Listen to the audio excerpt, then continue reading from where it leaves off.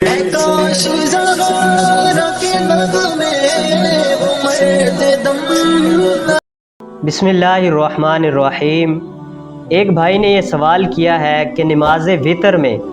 जो वाजिब हैं और ये इशा की दो नवाफिल के बाद पढ़ी जाती हैं, तो इस सूरत में अगर वो वहाँ दुआए कुनूत पढ़ना भूल गया है तो इसके बारे में शरई हुक्म क्या होगा। देखिए, इसका जवाब रद्दुल मुख्तार के अंदर ये दिया गया है कि अगर कोई शख्स नमाज वितर की तीसरी रकात में दुआए कुनूत भूल जाए और रुकू में चला जाए तो उसके लिए दुआए कुनूत पढ़ने के लिए दुआए कुनूत के लिए वापस लौटना ये जायज़ नहीं है, बल्कि हुक्म ये है कि वो दुआए कुनूत पढ़े बग़ैर अपनी नमाज वितर को मुकम्मल करे और आखिर में सजदा साहब कर ले।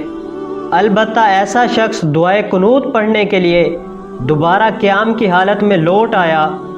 तो असाह कौल के मुताबिक वो शख्स गुनाहगार होगा, मगर उसकी नमाज फासिद नहीं होगी। लेकिन ये बात भी याद रखना कि जो शख्स नमाज वितर पढ़ रहा है और वो दुआए कुनूत पढ़ना भूल गया और रुकू में चला गया तो उसको वापस लौटना ये जायज़ नहीं है। और अगर वो शख्स रुकू में चला गया था और दोबारा क़याम की हालत में खड़ा होकर उसने दुआए कुनूत पढ़ी तो इस सूरत में ये होगा कि फिर वो रुकू नहीं करेगा,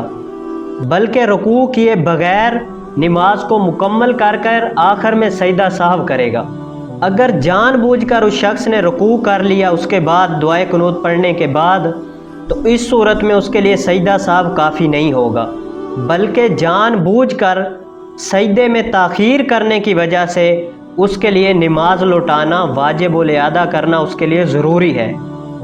और ये रद्दुल मुख्तार की जिल्द नंबर 2 सफ़ा नंबर 538 के अंदर ये बात मौजूद है, और फतावा रज़विया की जिल्द नंबर 8 और सफ़ा नंबर 213 के अंदर ये दो हवाले मौजूद हैं। दुआ है अल्लाह अज़्ज़ा वजल हमें सही मानों में नमाज सीख कर